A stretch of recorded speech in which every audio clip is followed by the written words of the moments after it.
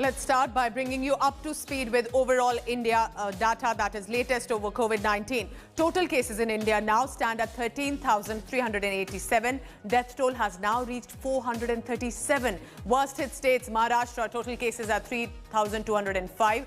Death toll at 194. National capital Delhi, total cases at 1,640. Death toll at 38 of the national capital Delhi. Tamil Nadu's total cases stand at 1,269 and the death toll is at 15. This data is of April 17th, 11:30 a.m.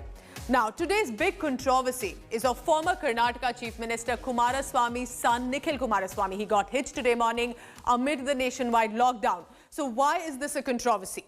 Visuals accessed by India Today show that there were no social distancing norms that were followed. In fact, they were violated at this very special wedding bash. None of the attendees were seen wearing masks. Visuals accessed reveal over 50 people attended this wedding gathering.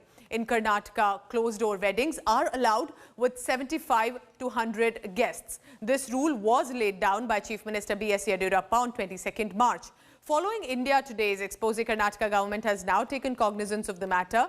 Karnataka Deputy Chief Minister Ashwath Narayan has said he will seek a report from SP and DS and DC and has added action will be taken if norms were violated. Media, meanwhile, was not permitted to cover the event. However, Karnataka government is now stating that these orders were not given by them.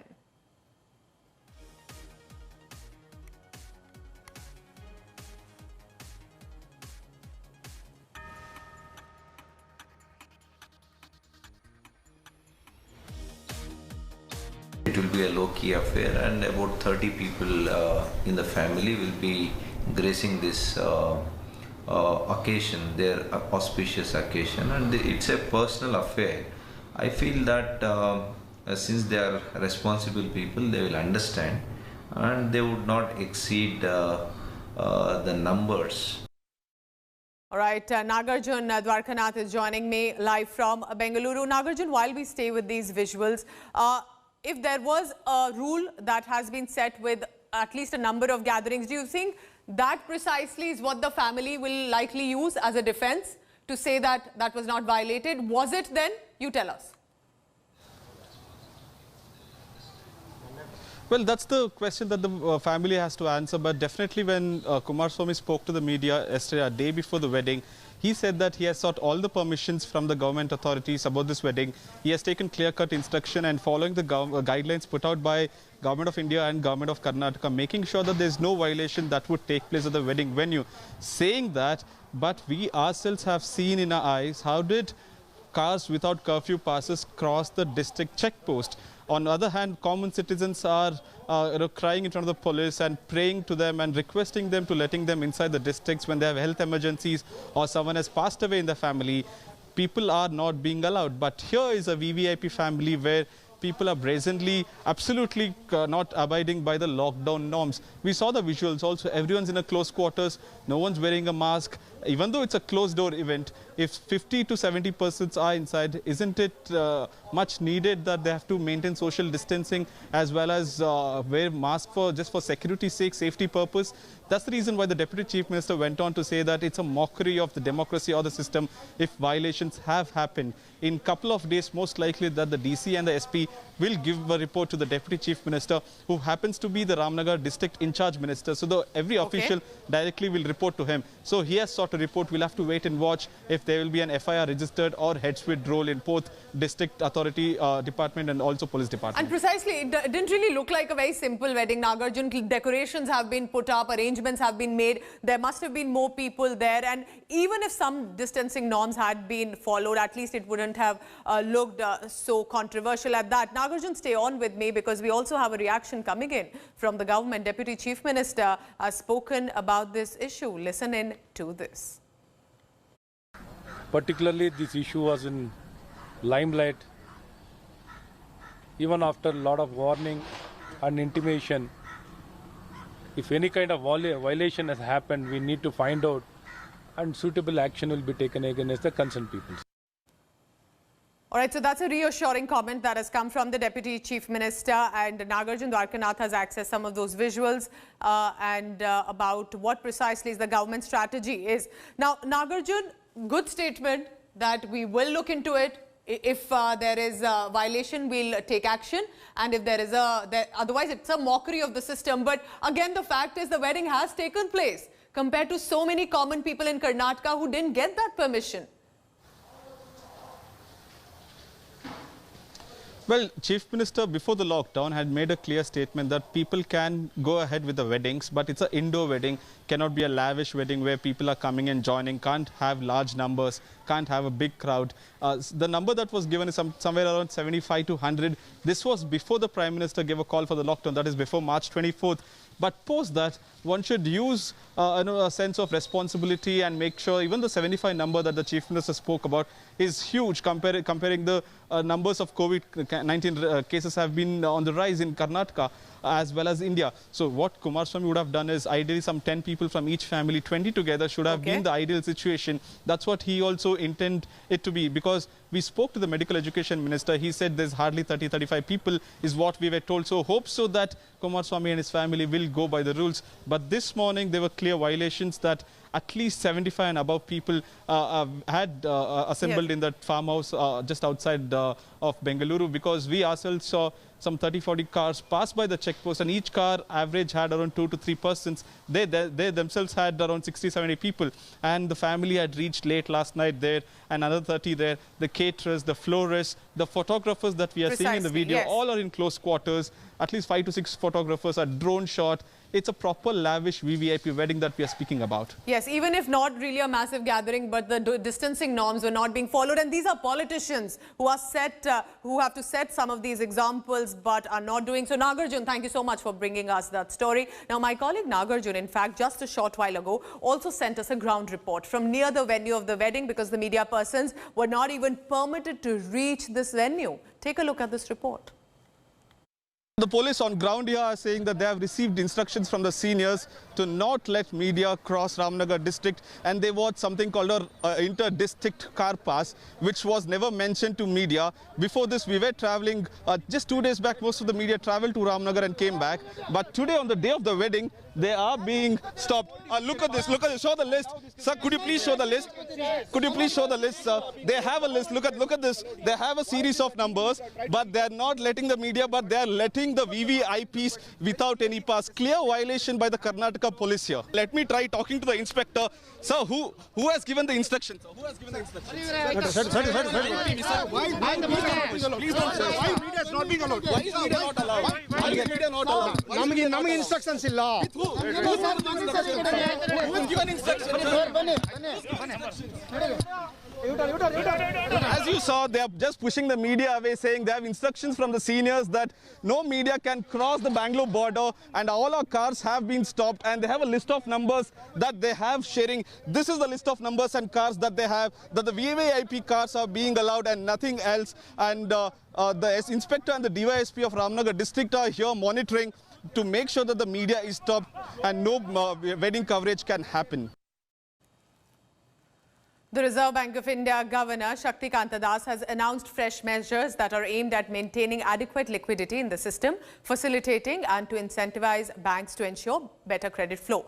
RBI Governor has given a big relief of 50,000 crore rupees for non-banking financial companies to refinance purposes. RBI also announced refinancing measures to the tune of 50,000 crore for all India financial institutions such as the NABARD, SIDBI and the NHB, which will help the real estate and agriculture sectors. Now remember, due to the lockdown, 90-day NPA norm will not apply to the moratorium granted on existing loans by the banks. Repo rate by 25 base points from 4% to 3.75%. According to RBI, India is expected to post a sharp turnaround by growing at 7.4% in 21-22. RBI has also allocated 60% more funding for the states to battle the crisis. RBI has also slashed the reverse rate. Till March 27th, including the announcement made on March 27th, RBI had injected injected liquidity of an amount equivalent to 3.2% of our GDP.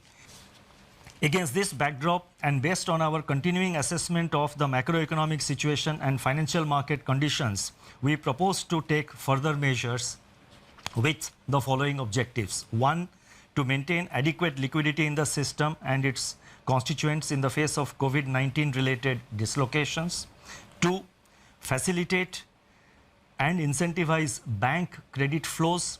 3. Ease the financial stress. And 4. Enable the formal functioning of markets. The macroeconomic and financial landscape has deteriorated precipitously in some areas, but light still shines through bravely in some others. On April 14, the IMF released its global growth projections, revealing that in 2020, global economy is expected to plunge into the worst recession since the Great Depression, far worse than what had happened during the global financial crisis. The IMF's economic counselor has named it the Great Lockdown, estimating the cumulative loss to global GDP over 2020 and 21 at around $9 trillion US, which is greater than the economies of Japan and Germany combined. India is among the handful of countries that is projected to cling on somewhat tenuously to positive growth at 1.9%. In fact, this is the highest growth rate among the G20 economies as estimated by the IMF. India is expected to post a sharp turnaround and resume its pre-COVID, pre-slowdown trajectory by growing at 7.4% in 2021-22. India Today's National Affairs editor Rahul Srivastava is now joining me live for further updates on this story. Rahul, should this be seen really as a big relief but also timely, plus the 60% funding that has been increased for the states as well to battle the coronavirus crisis? According to you, what should be the key takeaways? See, Pooja, what we can say from what the RBI governor announced today, that the government is working at not a big bang, splashy kind of a stimulus package, but instead of a phased, staggered, and targeted kind of booster shots for the economy. The focus is more on creating more conducive atmosphere, removing the hurdles, removing the distress, and promoting growth in which businesses and entities can stand on their own feet and sustain themselves over a longer period. It's not a one-time off kind of a stimulus in which the government and the RBI seem to be working together. If you see all the moves today, the RBI has improved the liquidity situation. Those who disburse the liquidity, they have been empowered. State governments' fiscal elbow room has been increased.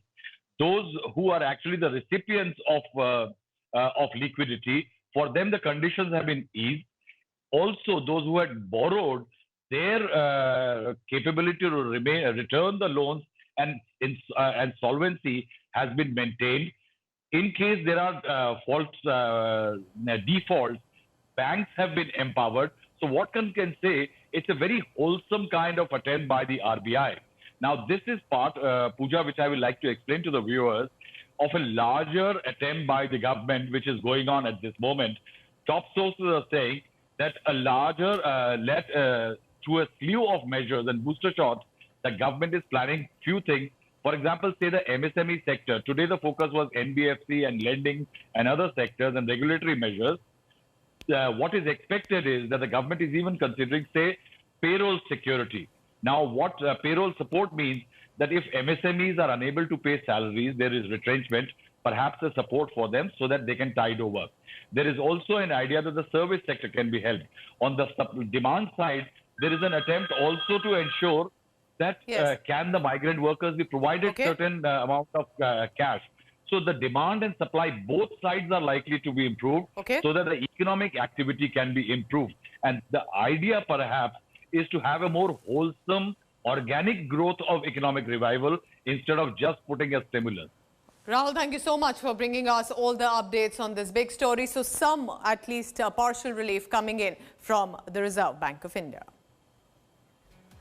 Now let's take a look at how the coronavirus has affected world economies. Remember, it's not just the impact on India, but other economies as well. We've prepared here the details of that. Take a look at that. So while India stands at 1.9, China is at 1.2, and the ones that have really suffered are Japan, US, UK, Germany at -7, France is at -7.2, while Italy, which was one of the worst hit countries, recording thousands of fatalities, at -9.1. And this source is, of course, the IMF. And remember, take a look at that of how economies have suffered worldwide.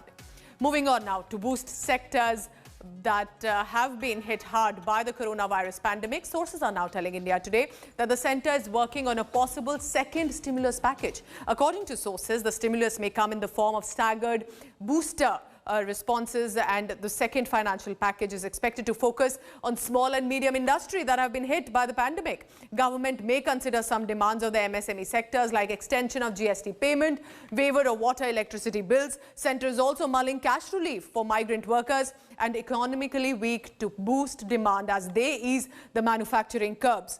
These relief measures will likely be announced in phases in days to come.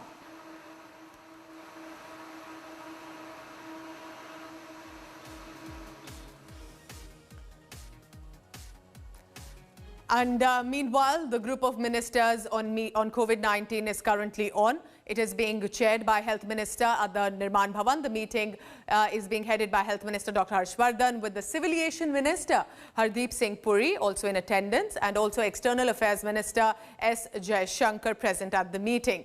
Now, the focus of this GOM will be on the regulations laid down by the Ministry of Home Affairs during the phase of the lockdown.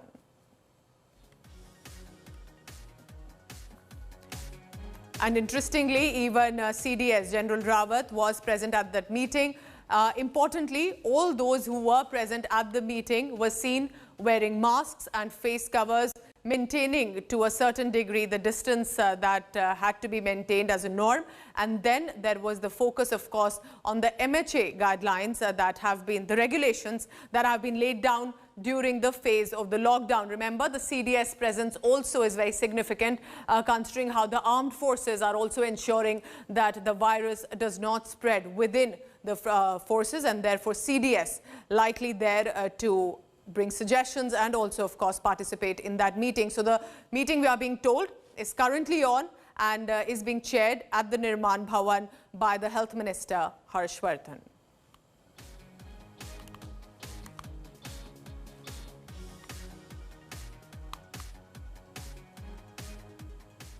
The 21-day lockdown and its extension, remember, has left several employees in various sectors anxious. Salary cuts, deferred appraisals, job losses have hit Indians hard. Layoffs are taking place in several companies, and that comes despite Prime Minister's request to private companies to not sack people. Take a look at this report.